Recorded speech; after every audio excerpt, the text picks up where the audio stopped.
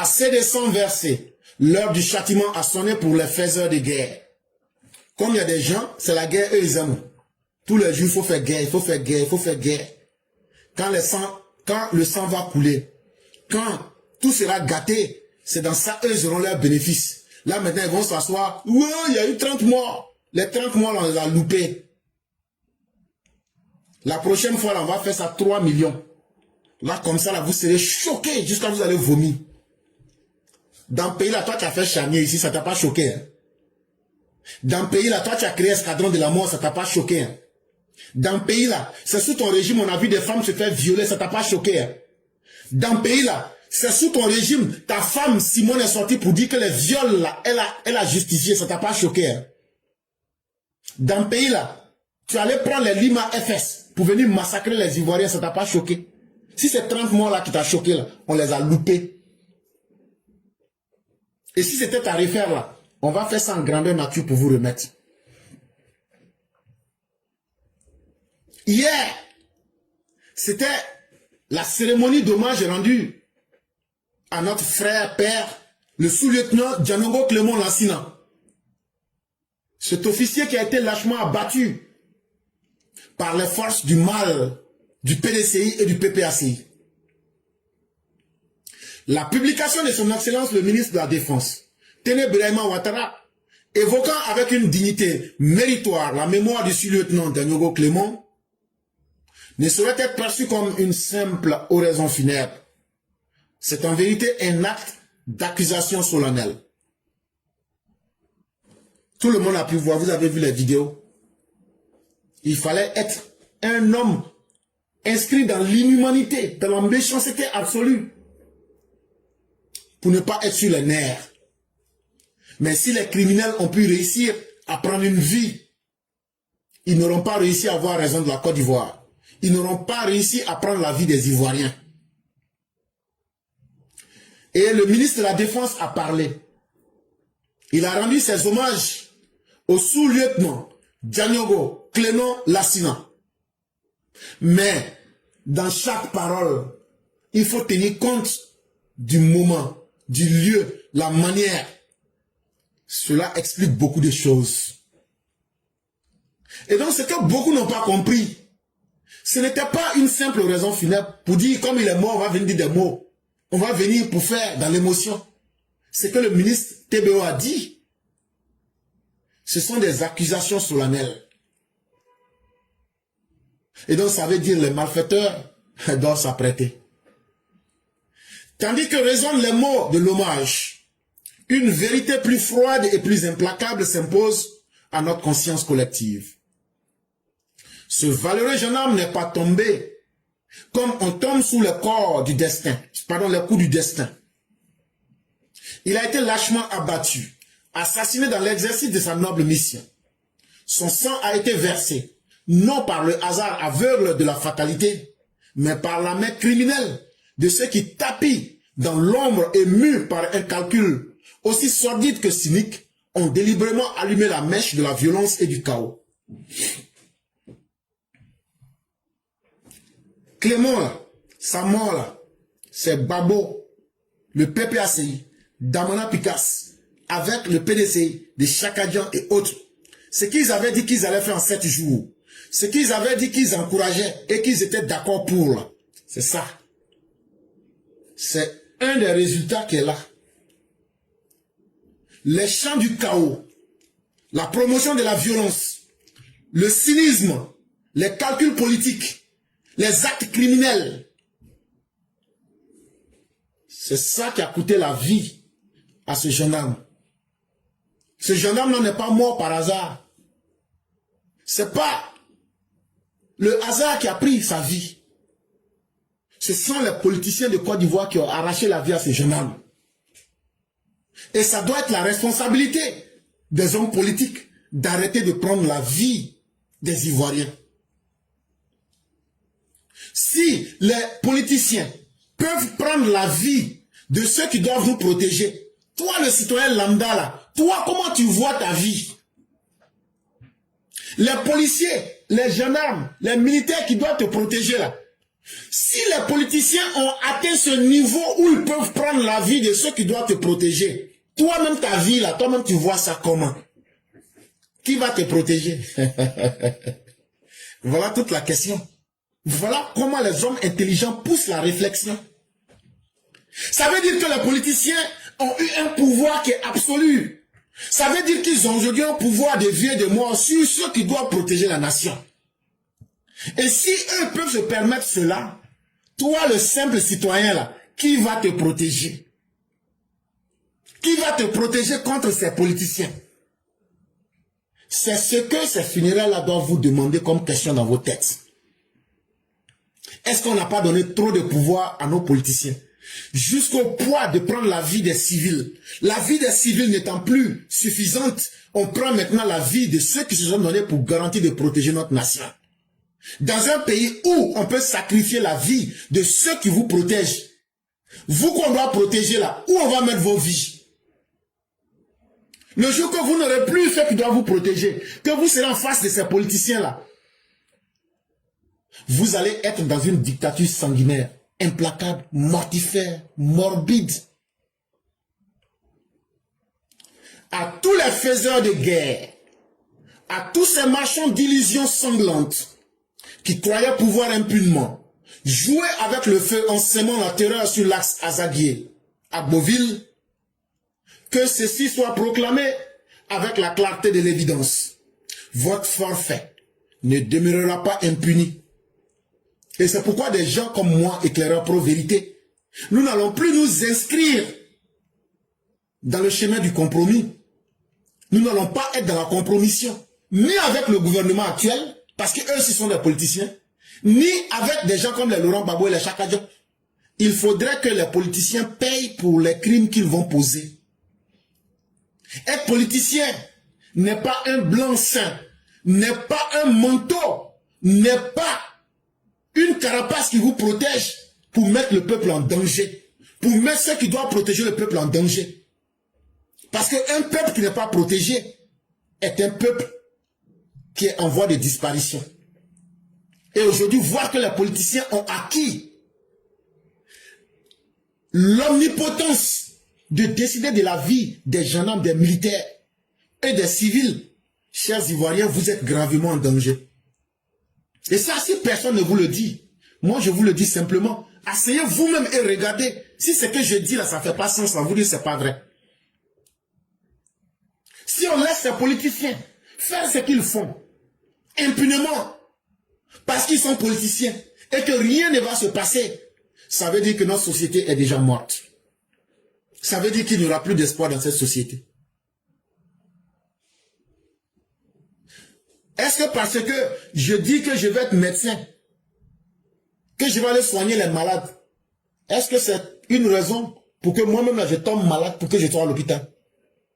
Quand quelqu'un décide d'être militaire, gendarme là, c'est pas parce qu'il a porté la tenue qu'on doit se sacrifier, qu'on doit le conduire à la mort. C'est la responsabilité des hommes politiques de faire tout ce qu'ils peuvent pour protéger les vies. Mais aujourd'hui, chez nous en Côte d'Ivoire, ce sont les politiciens qui sacrifient les vies des populations. Et non satisfaits d'avoir sacrifié des milliers de vies de civils, c'est aujourd'hui maintenant, ils sont rentrés dans les militaires maintenant, les policiers, les gendarmes, pour sacrifier les vies de ceux qui doivent protéger la nation. Et si on laisse cette occasion passer, c'est que les politiciens actuels sont eux-mêmes complices et donc auront doublement tué le gendarme Clément. Il faut que nous leur fassions comprendre que cette impunité ne va pas prospérer.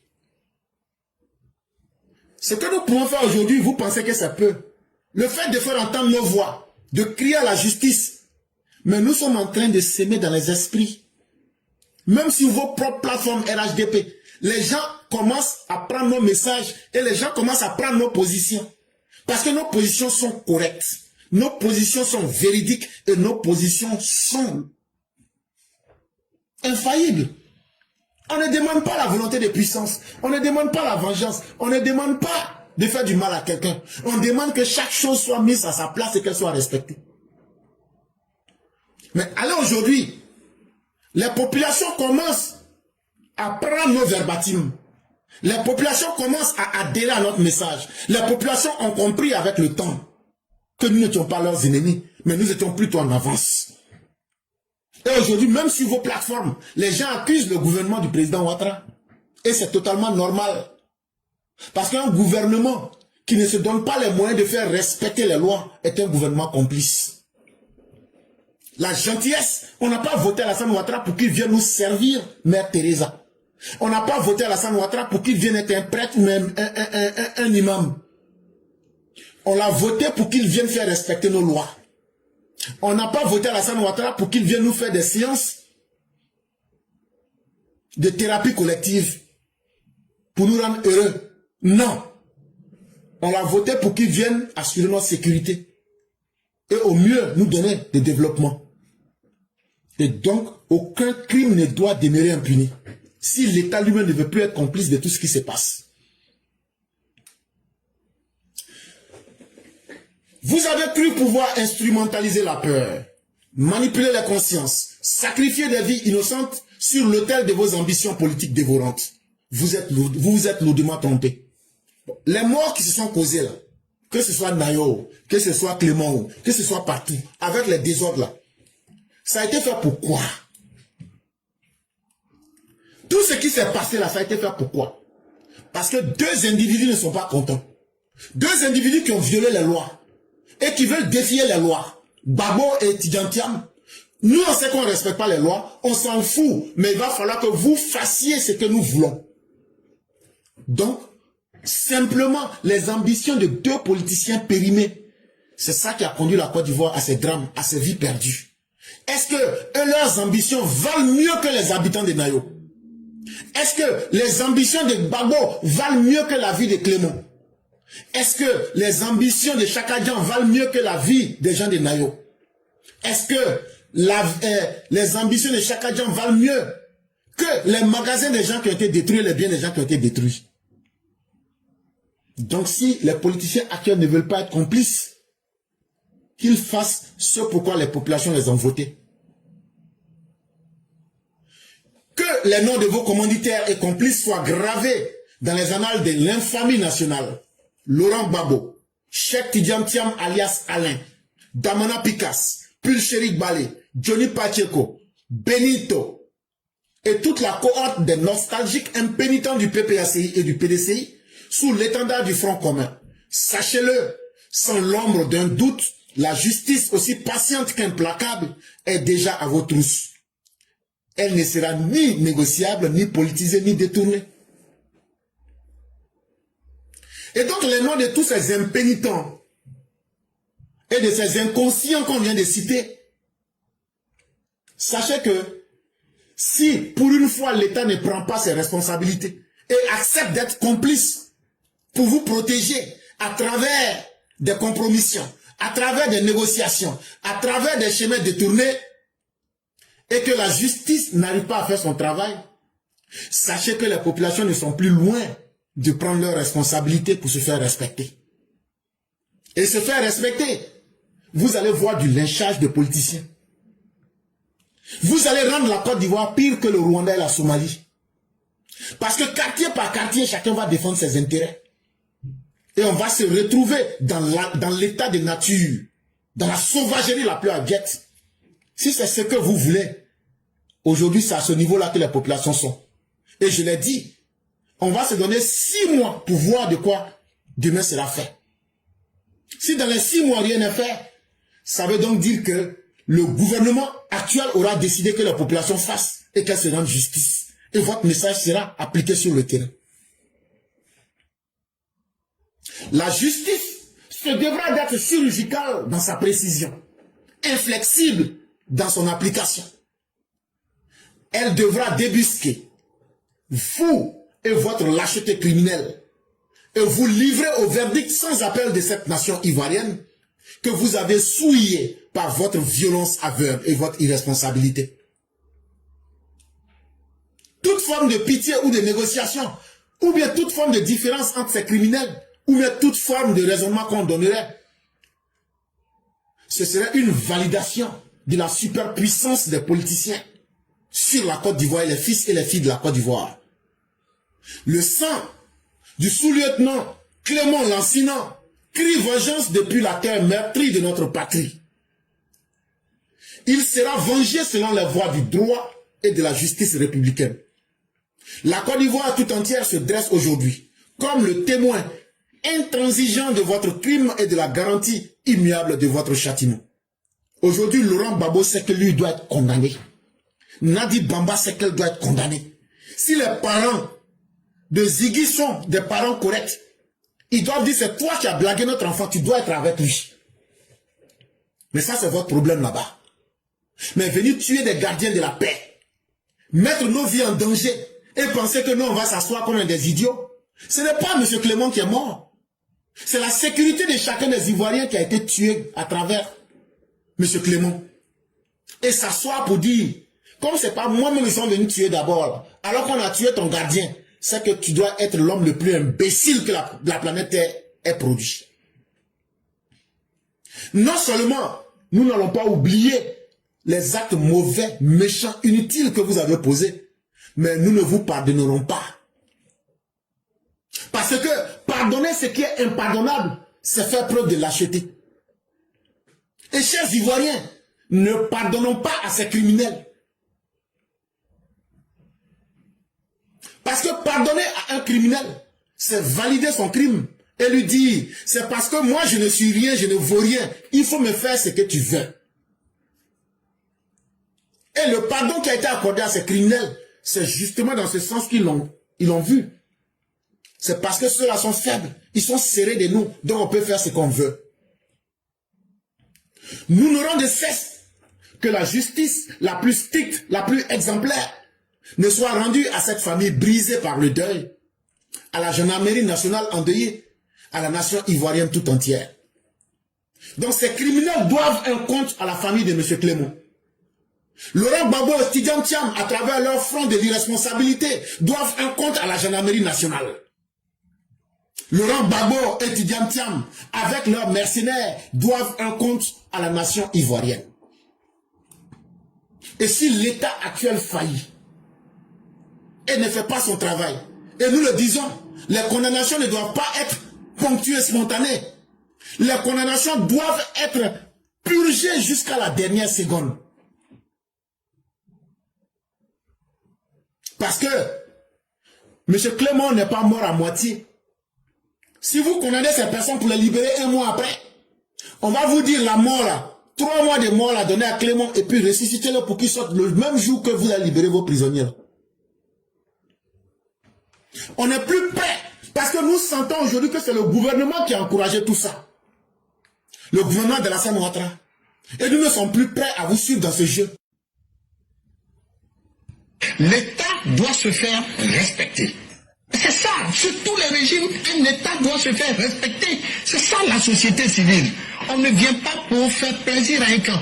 Et une marche a été programmée par une opposition qu'on dit être le Front commun, qui regroupe le PPACI et le PDCI-RDA. Le monsieur qui a fait la déclaration en invitant les militants de ce Front commun à cette marche s'appelle M. Damano Picasse, vice-président du PPACI. Et dans ses propos, il a été assez clair. C'est au nom du Front commun qu'il avait fait cet appel.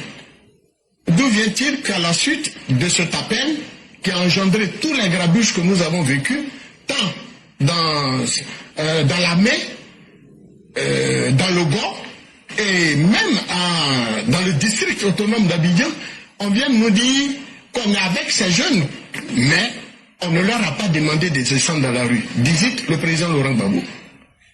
Un peu plus tard, c'est le président du PDCI-RDA qui fait une sortie pour dire, eh bien, nous, on n'a pas appelé quelqu'un dans la rue, à travers ses porte-paroles. Lui-même est intervenu plus tard. Entre-temps, au cours d'une marche, il a dit qu'il avait 7 jours pour libérer le pays. Mesdames et messieurs, la volonté de la vérité, personne ne pourra l'arrêter. Et notre vérité, nous allons la dire. Et donc, ce que nous disons, vous entendez. Ce que nous disons, ça vous remue. Ça veut dire que vous comprenez. Et ça veut dire que notre travail vous atteint. Et notre travail réussira. Nous n'allons pas reculer. Couper un direct, c'est une preuve de lâcheté absolue. je peux relancer 1000 fois. Mais vous n'atteindrez jamais votre objectif.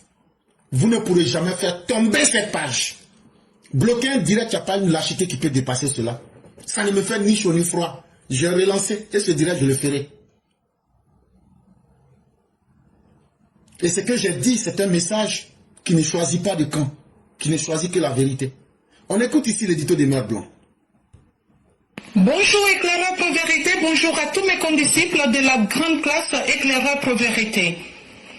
Que c'est regrettable d'être témoin des spectacles que nous impose en ce moment le PPACI.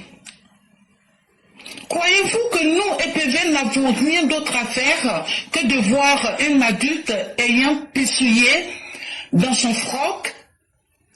Non, ce n'est pas juste.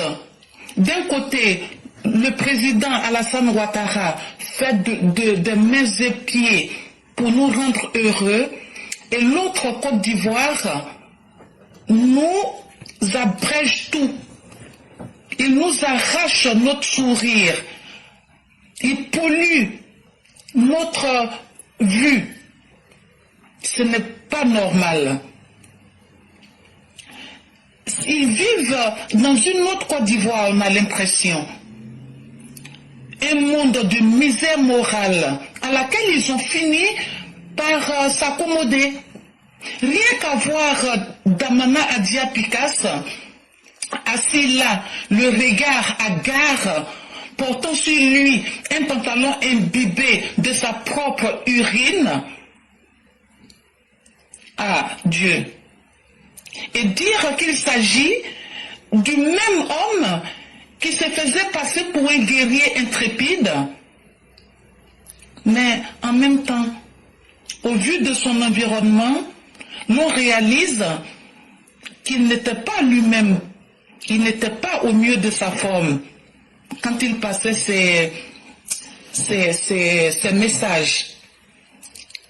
Une large table est garnie de toutes sortes de liqueurs, ce qui en dit long sur sa détresse. Il est un homme qui noie son désarroi dans l'alcool, en bon adepte de Bacchus, le dieu romain du vin.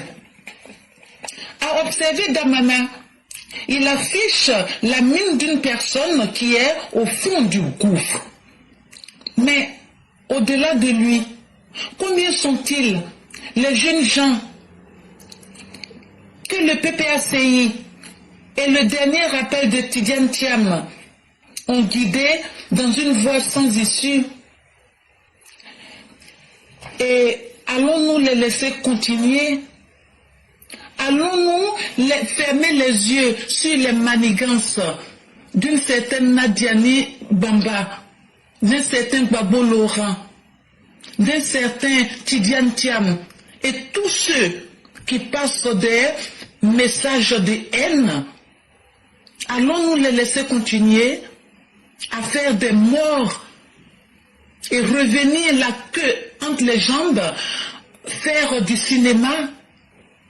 Non, il faut unifier ces deux Côtes d'Ivoire, et il en est temps.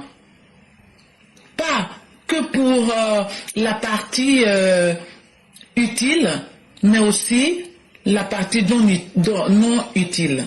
Vous savez, qui c'est qui a sorti cette énormité? Mais malheureusement, cette personne ne change pas.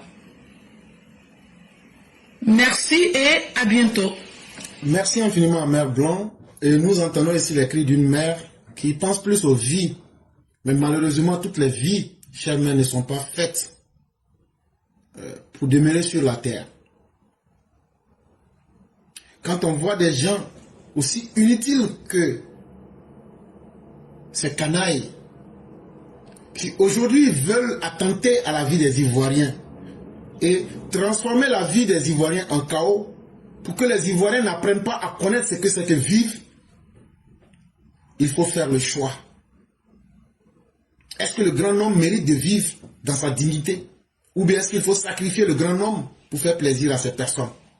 À la vérité aujourd'hui, c'est que beaucoup n'ont pas envie qu'on dise, mais qui est une vérité absolue, c'est que il faut le dire au gouvernement, arrêtez d'avoir peur. Tout ce qui se passe là, c'est Laurent Gbagbo. Le gouvernement actuel, là, ils ont peur de Gbagbo. Sinon, quelqu'un ne peut pas dire « je suis d'accord avec les criminels » et dire « je ne suis pas d'accord avec ce que les criminels ont fait ». Et Laurent Gbagbo n'a pas caché ce qu'il a dit. On devrait être capable de lui demander ce que tu étais d'accord pour, là, voilà les conséquences aujourd'hui. Et tout ce qu'on a arrêté là, ce sont tes partisans. Donc qu'est-ce qu'on fait? Mais si jusque-là, l'État n'a pas été capable, soit il y a une certaine forme de peur, ou mais il y a quand même un laxisme, ou mais il y a un deal. Ça aussi, il faudrait qu'on puisse bien poser cette question-là, pour que vous nous dites aussi en tant que peuple, qu'est-ce qu'il y a et qu'est-ce qui vous fait peur pour prendre les choses par leur nom? Parce que Damana, Picasse, si Laurent Gbagbo, Nadiani sont pris, jetés en prison là, vous allez voir toutes ces velléités là vont cesser. Donc ce que la maman dit, c'est vrai. Cette Côte d'Ivoire n'est pas divisée. Mais ce sont des gens qui divisent cette Côte d'Ivoire là. C'est ces éléments diviseurs là qu'il faut prendre et les soumettre et les extirper de notre société. Et vous voyez que tout va bien. Exemple, quand Laurent Gbagbo était à la haie, quand il était à la justice, quand il était confronté à des problèmes, les Ivoiriens vivaient en paix. Les discours identitaires haineux, les discours ethnofascistes avaient cessé. Et donc c'est la source du problème qu'il faut régler.